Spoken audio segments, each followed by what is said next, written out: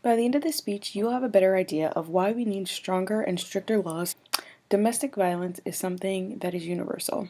Not only women suffer from domestic violence, and men aren't always the cause of it.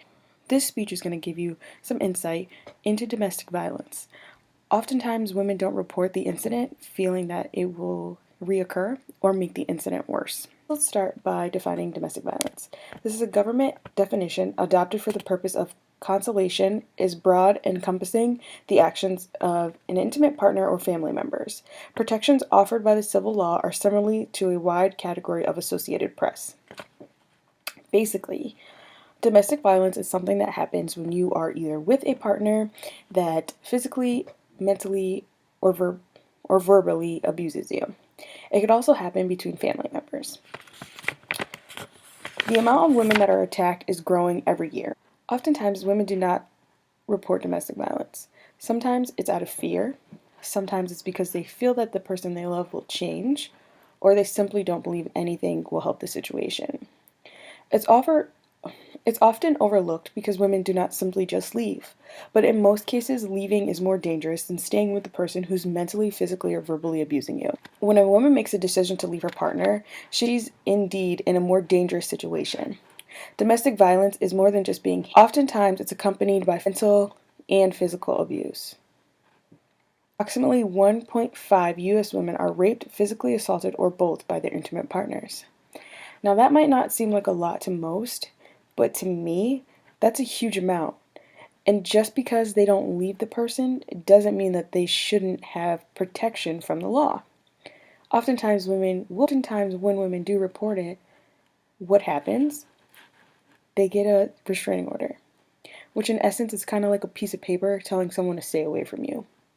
That piece of paper is not enough to make someone not come back and attack you. Find a way other than just a piece of paper that can protect them. Maybe stronger laws against domestic violence will help limit the amount of people suffer from it. If you know that you're going to spend jail time for assaulting someone, your first offense, not after countless times or breaking a restraining order, I think people would think before they act. Even when a protection order is issued, it does not make the domestic violence stop. The victim is still in danger regardless, especially if it's not enforced. Even with the protection order issued, if it's not enforced by our police departments, it won't do any good. A person can still come after you, come to the home that you used to share, or find out where you are. Oftentimes when your abuser is removed from your home, they typically still keep tabs on you. The Washington Post had an article in October 2014 with statistics of domestic violence. I'm going to give you some of the top ones that I saw.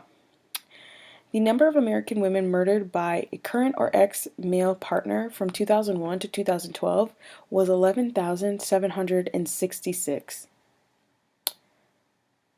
85% of victims are women and 15% of victims are men. 3 women are murdered every day by a male partner. 18,000 have been murdered since 2003. 1 in 4 women in their lifetime will be a victim of domestic violence. 1 in 7 will be men. 40 to 45% of women are physically abused and are in physically abusive relationships. That can include being raped, not just beaten. 2 in 5 gay or bisexual men experience partner violence in their lifetime. 50% of lesbians experience partner abuse. 81% are stalked by current or ex-partners, 70% worldwide. 98% of women are financially abused, meaning that the partner takes full control of all the money that comes in, and if you threaten to leave, say that you won't have any income. In 2013, 21 LGBTs were murdered by a partner. 50% of them were men or women of color. 25% of the assaults against women are reported to the police. All of these numbers to me just show how useless a restraining order actually can be. That's why I believe we need to make laws stronger and stricter.